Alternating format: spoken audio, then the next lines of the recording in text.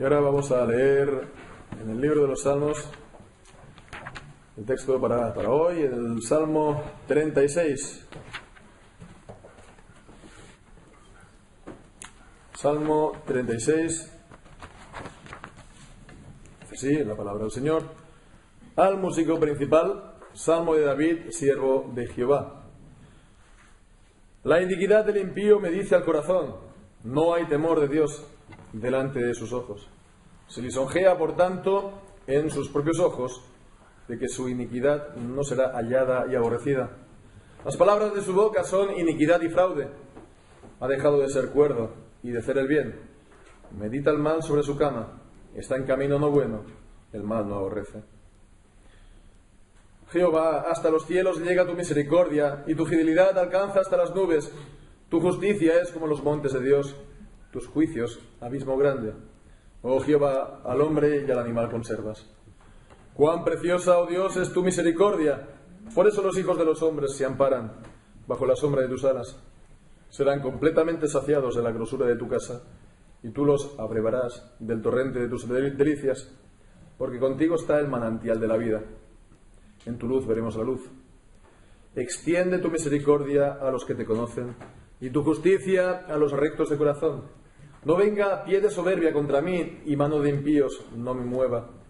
Allí cayeron los hacedores de iniquidad, fueron derribados y no podrán levantarse. Amén. Señor, bendiga su santa palabra.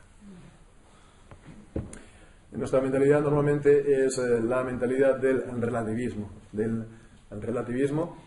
por el cual pues no hay nociones absolutas de bien o mal, de verdad y de mentira. Digamos, estamos acostumbrados desde prácticamente la infancia a pensar en términos de gama de grises, ¿no? No hay blanco ni negro, y el blanco y el negro sería una variante de gris más, ¿no?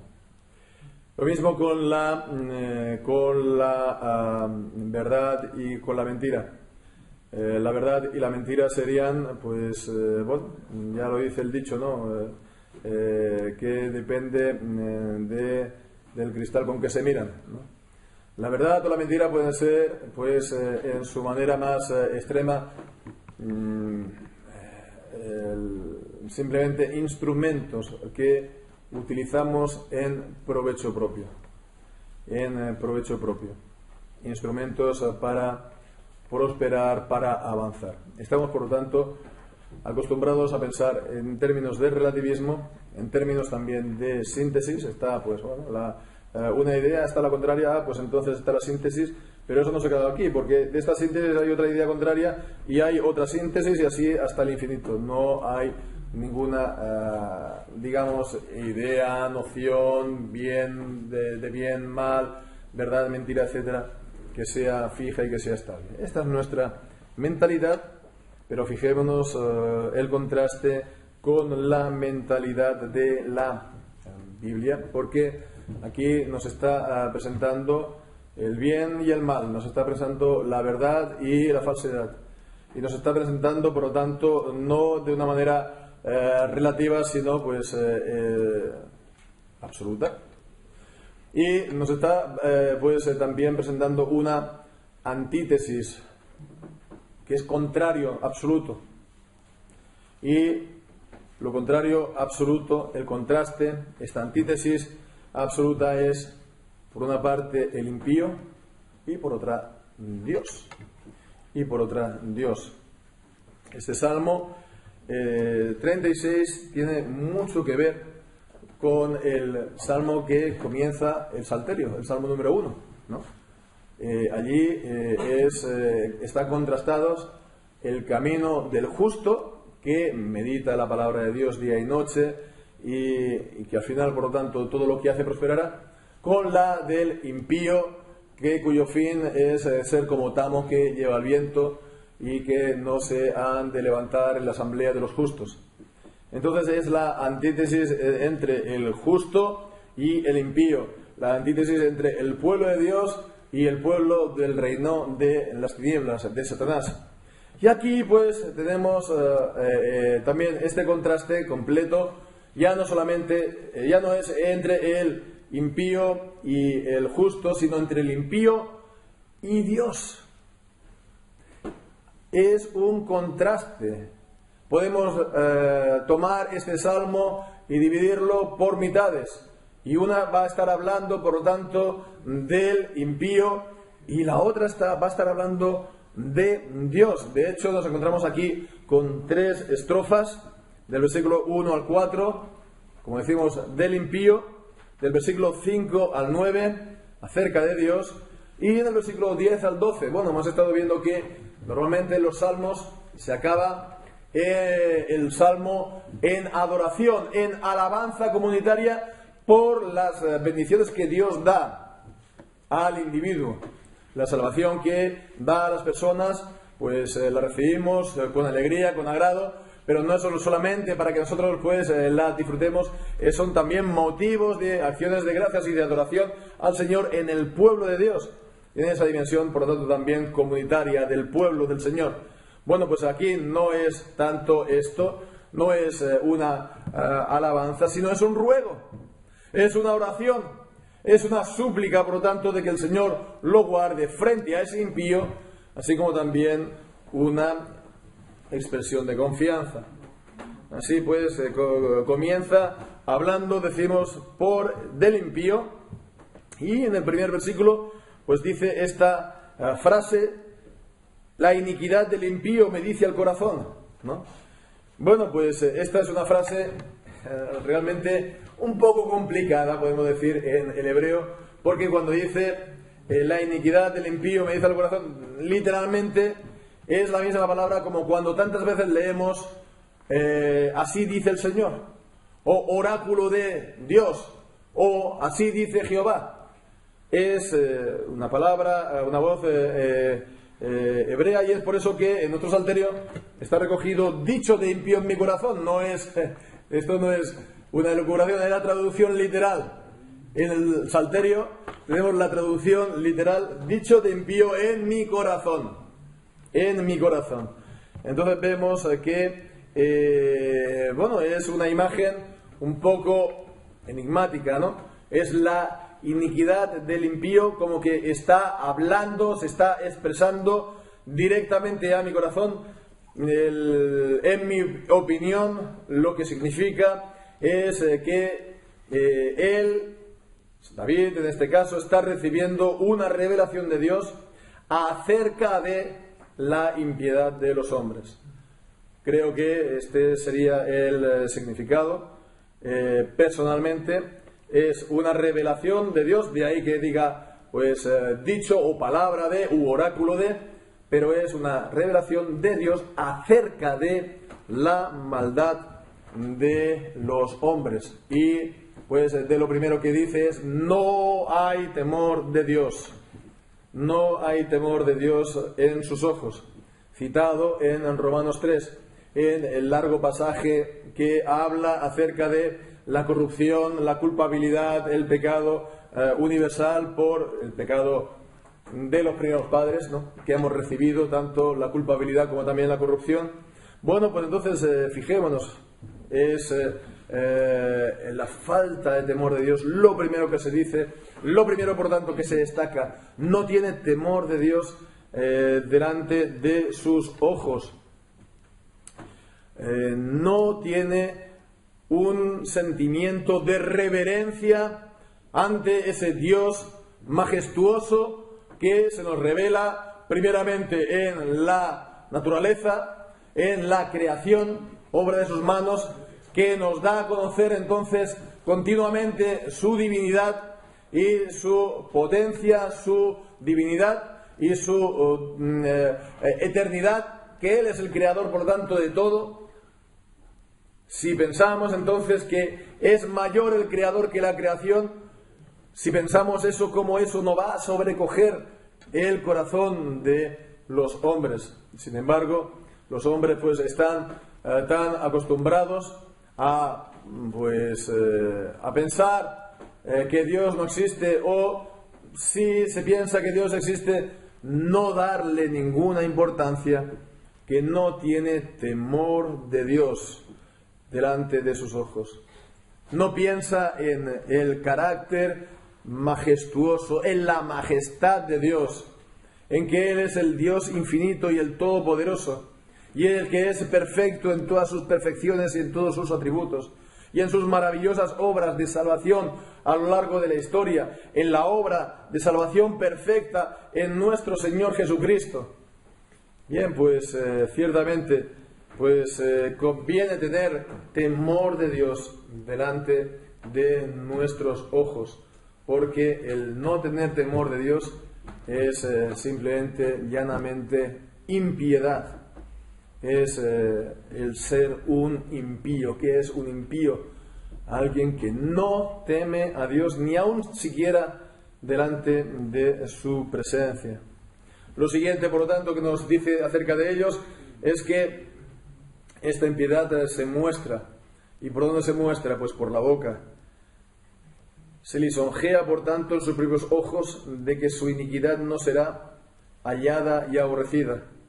Se lisonjea, por lo tanto, en sus propios ojos, primeramente en sus pensamientos, de que, bueno, pues Dios no va a hacer nada por lo que, de lo que yo hago acerca de mi maldad o de mi pecado. Él piensa que se va a salir con la suya y que Dios no va a actuar en modo alguno. Esto se llama también ateísmo práctico. Alguien puede creer que Dios existe incluso, pero ser en la práctica un ateo. ¿Por qué? Porque no piensa que Dios va a actuar o que Dios actúe en modo alguno, o que Dios vaya a juzgar. Entonces, si es así, a correr, ¿no? Cada uno se saque, como se suele decir, las castañas él mismo del fuego, y que cada uno se espabila como pueda. Y por lo tanto, que uno prevalezca por su propia lengua. Versículo 3, las palabras de su boca sí son iniquidad y fraude, maldad, ¿no? Y también engaño en provecho propio. Y dice, ha dejado de ser cuerdo y de hacer el bien. Y hace mucho tiempo, que los hombres han dejado de ser cuerdos y de hacer el bien. Tanto tiempo como el día en que Adán y Eva comieron del fruto del árbol prohibido. Entonces ellos dejaron de ser cuerdos, dejaron el conocimiento, dejaron la sabiduría con la que el Señor les había creado, y se hicieron todo tinieblas y dejaron de hacer el bien. Aunque ellos a lo mejor hagan buenas obras en un sentido que la gente lo vea y dice, hombre, ha hecho una buena obra para con este o para con el otro, pero no sirve de nada, porque no está movido por el amor a Dios, y no está movido, por lo tanto, tampoco en verdad por el amor al prójimo. Y si miramos al final de cuentas, muchas veces lo que hay en la motivación para hacer, comillas, buenas cosas, buenas obras, el bien a los demás, es una especie de autopromoción personal ante los ojos de los demás, ciertamente paradójico, pero que es así. El bien, incluso a un nivel horizontal, el verdadero bien procede del amor, la fe que obra por el amor, por lo tanto procede también de la fe a Dios. El impío también, el mal que hace no es espontáneo, sino que es premeditado. Versículo 4, medita maldad sobre su cama, está pensando las mejores maneras, tiene unos esquemas mentales para llevar a cabo, no improvisa, sino que es premeditado, es planificado, está en camino no bueno, está en el camino ancho que lleva a la perdición, el camino del mundo, el camino del reino de las tinieblas, del reino del diablo, y cuyo fin será la perdición. Y dice al final, el mal no aborrece. El mal no aborrece. Y el Señor nos ha creado con unos sentimientos. Entonces nos ha creado con unos sentimientos para que no seamos tampoco máquinas, ¿no? Para que no seamos solamente pues voluntad e intelecto, y que haya también algo de personal, que haya también algo de las emociones que nos mueva nuestra vida, ¿verdad? Nuestro carácter, nuestra manera de ser y lo que hacemos. Y es importante, por lo tanto, que nuestras emociones estén en conformidad con lo que dice la palabra de Dios, porque vemos que hemos de amar a Dios, pero esto significa que hemos de aborrecer su contrario, el mal, el pecado. Hemos de aborrecer el mal. Aborrecer el mal en todas sus formas, primeramente comenzando por el de uno mismo, su propio mal y su propio pecado, y aborrecer el mal al final en toda forma, en toda clase que se encuentre. Es necesario esto para que podamos dejar el pecado, para que podamos abandonar el mal y para que podamos apegarnos, para que podamos aferrarnos a Dios y para que podamos de esta manera avanzar en santidad. El impío no lo hace. El impío no aborrece el mal porque en el fondo le gusta, bueno, no dirá que es el mal, le gusta lo que hace. Lo que hace, la palabra lo llaman como pecado y por lo tanto mal. Pero a sus ojos no le parece mal, porque él es el juez de su vida y dice lo que está bien y lo que no está bien. Por lo tanto, a él le gusta lo que hace, le gusta satisfacerse, se gusta pues, digamos, los pecados que hace, digamos,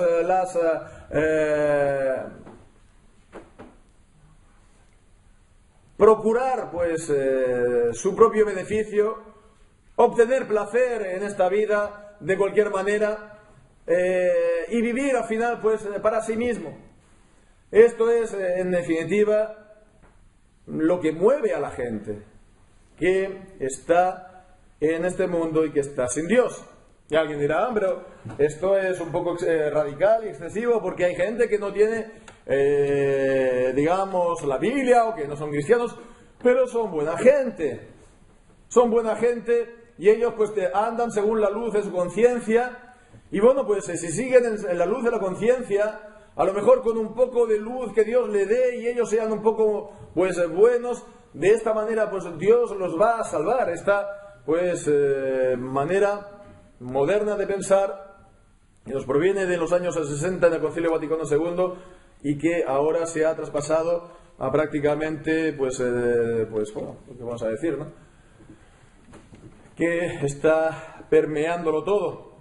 Y bueno, pues ciertamente el retrato que nos hace la Biblia, palabra de Dios, del hombre en su estado caído es el que nos dice Génesis capítulo 6: el designio del pensamiento de los hombres era de continuo solamente el mal. O lo que dice el Salmo 14 y el Salmo 53, que retoma también el apóstol Pablo en Romanos 3: no hay justo ni aun uno. No hay justo ni aun uno. No hay quien haga el bien. Porque esta caída en el pecado no es una ligera indisposición pasajera, ¿no? Es un empacho, es un resfriado, es realmente una enfermedad mortal de la que el hombre no puede salir por sus propias fuerzas. Realmente, por lo tanto, vemos es la presentación que nos hace la palabra de Dios del impío. Pero ahora vemos el contraste con Dios. El contraste con la plenitud, la inagotable gracia y el amor de Dios. Jehová, hasta los cielos llega tu misericordia. La misericordia de Dios, el Gesed, la fidelidad de Dios en el pacto, y vemos Al final, la segunda mitad del versículo también, el sinónimo, la fidelidad alcanza hasta las nubes. Se está, por lo tanto, destacando la fidelidad de Dios. La fidelidad de Dios en el pacto, la fidelidad de Dios a la palabra dada, a sus promesas, a su juramento, a todo lo que Él dice. Él no es hombre para que mienta, Él lo ha dicho y Él lo hará. Hasta los cielos llega su misericordia y su fidelidad, hasta lo más alto de los cielos, hasta más allá de las nubes. Dios es inmenso, ni los cielos de los cielos lo pueden contener. Así igual es su misericordia y su fidelidad. Y a continuación el versículo 6 dice, habla de la justicia de Dios. Tu justicia es como los montes de Dios. Y esta expresión montes de Dios, la expresión de Dios aquí es uno de los escasos ejemplos en la Escritura en el que tenemos de Dios como un superlativo. Es para hablar que son las montañas más altas y más grandes, ¿no? El superlativo de Dios es para decir, pues, de la grandeza de estas montañas, el superlativo de las montañas, ¿no? Y hay versiones de la Biblia que traducen de esta manera, montañas grandes, enormes, etcétera, etcétera. La justicia de Dios, que está hablando, por lo tanto, no como veíamos la semana pasada en el Salmo 35, la justicia retributiva, que ciertamente también es la justicia de Dios, y tampoco no es un grado inferior de justicia, porque todos los atributos de Dios pues están en conformidad con el ser de Dios y son igualmente buenos e infinitos en grado sumo, sino está hablando, por lo tanto, de las obras de Dios, de la obra de justicia de Dios, de la justicia con la cual Él justifica, de la justicia que Él imparte también a su pueblo en el pacto. El contexto vemos la fidelidad, la misericordia de Dios, estas nociones del pacto, la justicia, por lo tanto, con la que Él justifica a su pueblo, que es la justicia que llevó a cabo el Señor Jesucristo, el Hijo de Dios eterno, humanado, nacido de mujer, y que cumplió la ley en lugar de su pueblo, cumpliendo las Escrituras, cumpliendo los mandamientos de Dios, cumpliendo la ley y también cumpliendo la justicia retributiva de Dios en la cruz del Calvario, resucitando además también para la justificación de ellos, porque si solamente hubiera muerto y no hubiera resucitado, como nos dice Pablo en 1 Corintios, todavía estaríamos en nuestros pecados. Y de esta manera, pues los creyentes que estamos en Él, pues también podemos resucitar a nueva vida, no andar entonces siempre en la antigua vida. Esta se pone a muerte juntamente con la muerte de nuestro Señor Jesucristo, se es partícipe de su cruz y de su muerte, para ser también partícipe de su resurrección y andar entonces en novedad de vida. Tus juicios, abismo grande, los juicios de Dios son las obras de Dios, abismo grande, profundo. ¿Quién puede ver pues el fondo del abismo en la Biblia? Las obras de Dios que Él ha dispuesto desde antes a la fundación del mundo. ¿Quién lo puede comprender? ¿Quién puede llegar pues a desilvanar su decreto y su propósito? Y concluye pues al final, oh Jehová, con una exclamación: oh Jehová, al hombre y al animal conservas. Aquí está hablando, por lo tanto, de las obras de providencia de Dios, que el Señor conserva. El Señor, por lo tanto, actúa, obra directamente, Él también. Y es la providencia. La providencia de Dios no es que solamente Dios gobierne todas las cosas. El gobierno de Dios, eso es, sí, una parte de la providencia, pero la providencia de Dios es que Dios actúa para conservar al hombre, actúa para conservar a la bestia, actúa para que el sembrador siembre y actúa para que la semilla crezca, y actúa para que el que va a secar siegue, y actúa para que al final venga el pan a nuestra casa y a nuestra mesa. El que da fuerzas al sembrador, el que da el que actúa en todas estas cosas es Dios. Esta es la providencia. Algunos conciben la providencia solamente como que Dios gobierna todas las cosas, como que Dios es el monarca supremo y eso es la providencia. Y sí, por supuesto, Dios es el monarca supremo, pero la providencia es más que esto, porque si no, no tendría sentido lo que está diciendo al hombre y al animal. Conservas tú, Señor, en tu providencia, tú actúas. Bien, pues vemos también este salmo, decimos, esta segunda estrofa, llega hasta el versículo 9, continúa también en la exclamación. Cuando pensamos y meditamos en Dios, en sus atributos y en sus obras, pues entonces esto realmente nos embarga y vemos entonces cuán preciosa, oh Dios, es tu misericordia. Por eso los hijos de los hombres se amparan bajo la sombra de tus alas.